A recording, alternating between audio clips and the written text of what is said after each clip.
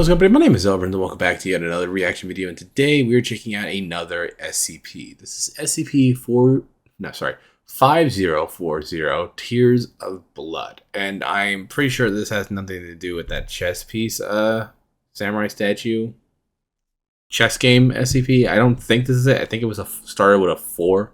It's been forever since I've seen that SCP, so I could be very wrong. But this one seems to stand out a little bit differently. It still has a samurai-esque armor in the thumbnail. But I'm more curious as to what the story behind this one is going to be. As I hope it's not the one I saw a long time ago. I mean, I'm hoping. But either way, we're going to go ahead and get right into this. 3, 2, 1, boom. I'm pretty sure it started with a 4. Science tells us that our memories are about as reliable as a weatherman at your local news channel. When a couple is asked, "How did you first meet?" they are lured into romanticized reflection. They might recall locking eyes at a school some dance. water now. They might recall the Muting night in being 3, just 2, perfect, despite the truth being far from it. We don't remember the spilled punch, the stepped on toes, or the stuttering. We only remember the X's and O's. Our memory doesn't find the needle by sifting through the haystack, but rather by lighting a match and setting the barn ablaze, until all that remains is the small piece of silver shining through the smoke. In this way, our memories are our best friends. They know exactly when to lie to us, feeding us misinformation about the past to satisfy ourselves in the present. Because if humans were capable of writing and recalling accurate personal accounts of their history, our memories would be stiff, unmarketable literature. And when a book gets boring, we tend to tap out. Just the same, when our lives get monotonous, we tend to give up. So we have our faulty, biased brains to thank us for our perceived happiness and fulfillment. Our inaccurate memory systems consequently help us hide trauma, contrive purpose, and infuse unique importance into an otherwise banal existence. But let it be known, not all cerebral restructurings are gifts from psychology. Some are curses from SCPs. Which of these two possibilities is more existentially terrifying is up to you.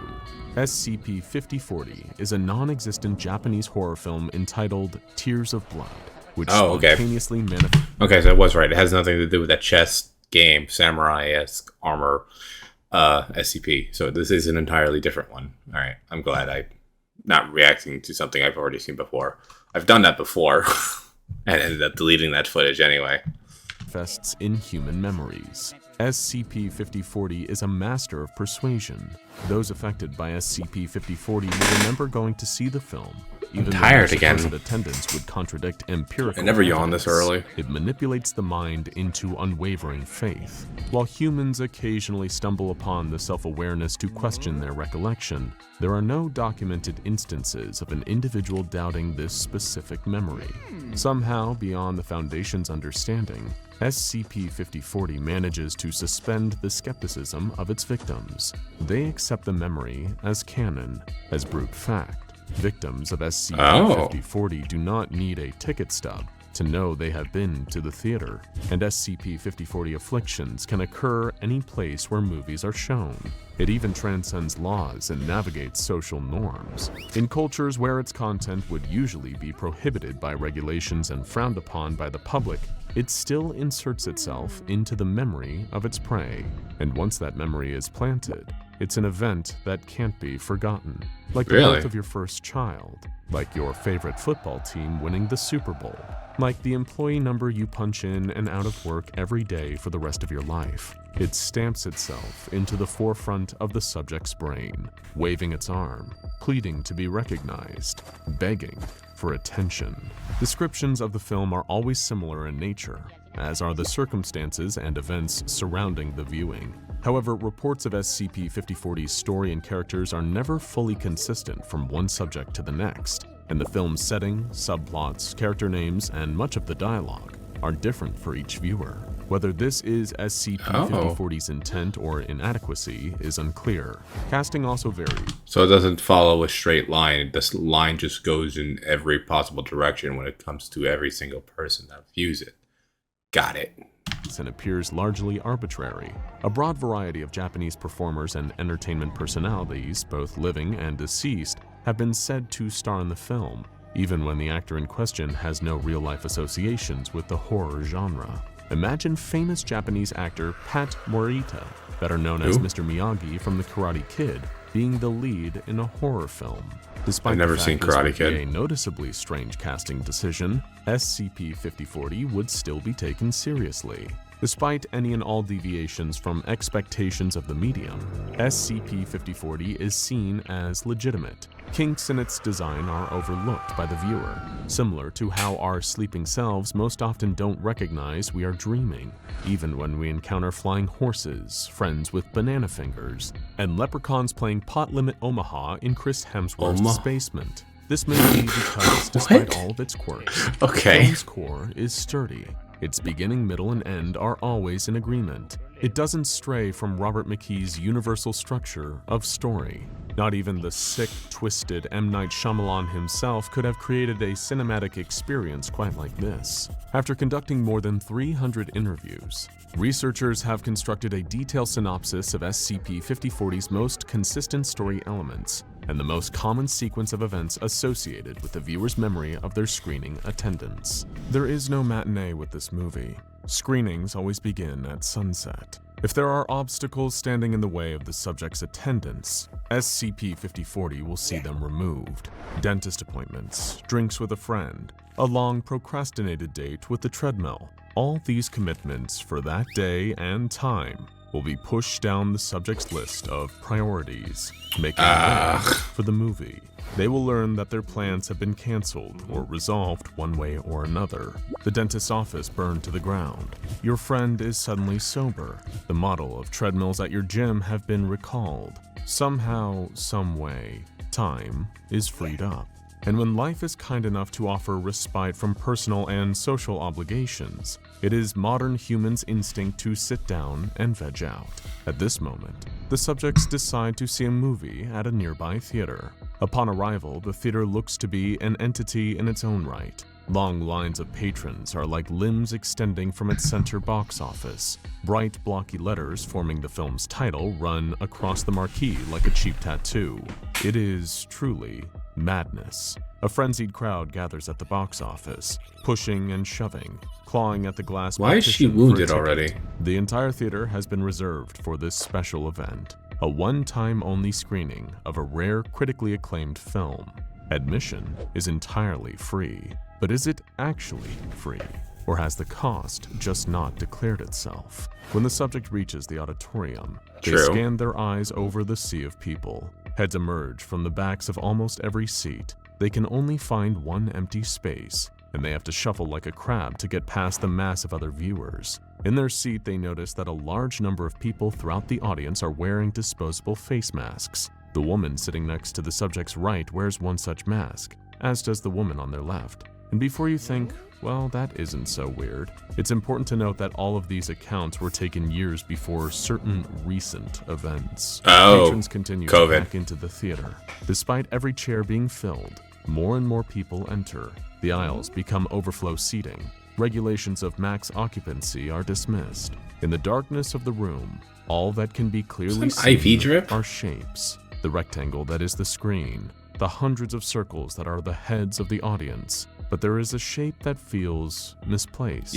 What appears to be the letter P sticks up from the crowd, a thin line with a bulge protruding from the top. The specificity of its origin is difficult to define, but once the subject's eyes adjust to the dark, they notice it's an IV pole carrying a bag of unknown fluid. However, there is no clear indication of who it is connected to. Furthermore, they notice one of the masked audience members is wearing a hospital gown. There is little time to assess any of these strange visuals, because there are no trailers or advertisements before the film. As soon as the audience is settled into whatever space they might find temporarily habitable, the theater goes silent, and the film begins. The film opens with the female protagonist going about mundane activities in her day-to-day life. A phone call interrupts her. It is an unknown party who tells her that a loved one has been hospitalized for one reason or another. The protagonist drops what she's doing to accept the call to action. On her way to the hospital, however, she is attacked by a male assailant and loses consciousness. The protagonist wakes up in a fog, unable to make sense of her surroundings, but the audience understands that wherever she is, she is in deep trouble. She's in a desolate and unfamiliar building with her arms and legs bound. She is accompanied by a number of other female captives, some of whom still remain seemingly unconscious or possibly dead. The women briefly discuss their strategy to escape, but they are interrupted when the kidnapper appears. Descriptions of hairstyle, eye color, and wardrobe would fall short in showing us who this character really is. Instead, his swift and decisive actions do the talking. He sees one of the women crying and kills her without hesitation. The kidnapper reveals to the woman the code he intended to operate under. He would release the captives after 24 hours, but only under the condition that they do not cry. During the film, the kidnapper demonstrates various forms of physical and psychological torture on the group of women. Despite their best efforts, the captives are unable to hold back their tears, and one by one, they are murdered until only the protagonist remains. Frustrated by the protagonist's unremarkable resolve, the kidnapper takes more extreme measures, increasing intensity of her torture. However, the protagonist is not one to be messed with. Despite being tormented, she seems in control of the situation. She doesn't succumb to the traditional dynamics of torture. Even while on the wrong end of the bat, she isn't afraid to swing. She fights back how she can. She mocks and insults her captor, and it's then she finds his weakness. Although a physically empowering villain, he is emotionally fragile. Her grit frustrates him, causing him to lose focus and become noticeably rattled. As the protagonist continues to weaken her kidnapper with words, the subject in the audience notices what seems to be a slight echo in the dialogue. They look up to see if something is wrong with the speakers. They even wonder if this is a stylistic decision made by the director, but then they notice where it is coming from. They eventually realize that the two masked women sitting beside them are quietly repeating every line of dialogue as it occurs. Their lips moving causes their masks to shake softly. With each word, the air from their whispers blows the cloth away from their mouth, only for the mask to collapse back in when the syllable is completed. If the subject looks even closer, they will see that the lower half of the women's masks are saturated with saliva. Things don't get any more pleasant when the subject shifts their gaze down the woman's body. Just near their waists, their hands are clasped together so tightly that their fingernails are digging into their skin. They tremble and fidget, as if having taken on the burden of the world's anxiety, and no medication can calm them down. Fingernails dig deeper into their skin, drawing blood and foreshadowing the film's finale. At the film's climax, the kidnapper approaches the protagonist with a double-edged razor blade and announces that even if she is freed, she will spend the rest of her life horribly disfigured.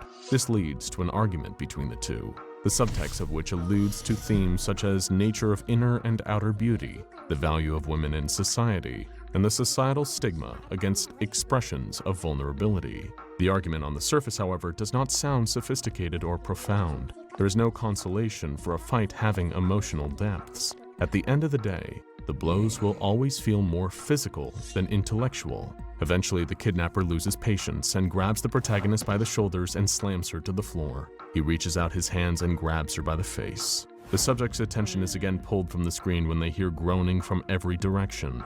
The wordless hums fill the theater with a sense of worry and uneasiness, so much so that the subject feels the room getting smaller as the air polluted with angst grows thicker. As the subject brings their eyes back to the film, they see the kidnapper gripping the protagonist's lower lip between his thumb and forefinger, squeezing tight as to pop her lip like a balloon. The kidnapper then takes the razor blade to the victim's lips. He pauses to mock the protagonist, and while he does this, blinded by pride and arrogance, she jolts into action, grabbing the razor right out of his hands with her teeth. She follows up her burglary with assault. Oh, shit. Her neck stabs forward, and in a blur, she stabs the kidnapper's eyes out. It happens in an instant. The kidnapper has no time to react. Blood spills from his face. Screams pour out of his mouth. Hence where the title of the During movie this comes time, from. The protagonist maneuvers the razor into her fingers. She hacks away at her bindings, but they are stubborn and resist her sawing. The battle continues, and the kidnapper is able to tear off the victim's lips entirely.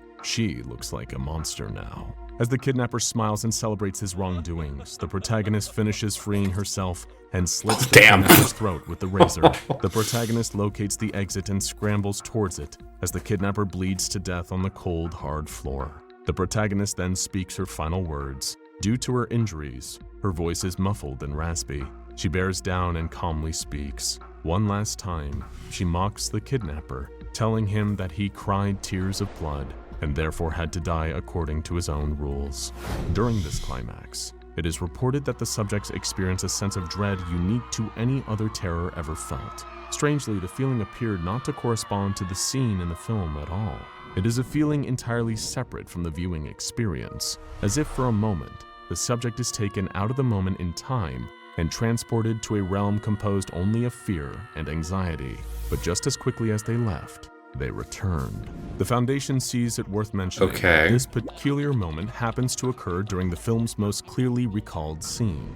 While descriptions of violence vary from one viewer to the next, the climax is unshakable in its consistency. This is further evidence that SCP-5040 has a core foundation that remains intact. False memories are given validity by our peers. When we tell a story, the inaccuracies are often the best parts, the exaggerated drama, the rearranged sequence of events, the jokes you thought of in retrospect, but weaved into later accounts. While a storyteller knows when to lie, a good storyteller knows how to not get caught. SCP-5040 captivates its audience, but it seems to know how much it can get away with. By providing a consistent, objective truth, a climax that is reported the same across all accounts, SCP-5040 insists, even if only briefly, on being a credible film, not just a random sequence of 24 frames per second. Eyes back to the screen, the film abruptly cuts to an unspecified point in the future. Now wearing a face mask to hide her disfigured mouth, no different than the one seen worn in the theater, the protagonist walks down the street to her apartment, indifferent to the crowd of paparazzi that follows her. It is clear that this is now just a part of her life. The lights flash on her face. When she reaches her bedroom, the protagonist slowly pulls down her mask. Face free from cloth, she stares at herself in the mirror. It is silent. What she sees is less notable than what she doesn't. The lower portion of her face is gone. She focuses only on that. It's hard to know if she will ever see into her own eyes again. Her gaze might forever be fixed on what she can't get back. And through those eyes that long to see more, she sheds a single tear. Over the course of several minutes. Anyone else thinking of the Slipmouth woman from that urban legend? I think it was in Japan. It might have been Japan, but is anyone else thinking of that urban legend, or is it just me? Her weeping gradually builds into frenzied sobs and shrieks. It can first be misinterpreted as bad acting, a case of doing too much. But as the crying carries onward, it's understood that the horror in her wallowing is all too real. The film cuts to black and the credits roll, but the sound of the protagonist's cries continue to play with no other audio until the credit reel ends. And even then, in silence, it's hard to say if she ever stopped crying. Audience members remain silent after the movie ends, exchanging only whispers as they exit the theater. Feet step over small red puddles and stains on the theater floor as if they are sticky puddles of soda. Those who remain past this point experience an escalating feeling of unwelcomeness until sitting and staying is more physically demanding than getting up and walking out. Some experiences will stay with you forever, even if they never actually happened. Okay, that one was strange but straightforward. I'm not really too sure what to say on this one, but it was good. A little confusing at the start, but as the video continued on, I started understanding it more, which is why I was mostly quiet throughout the entirety of this video. I was trying to take in every bit of information so I could understand what was going on.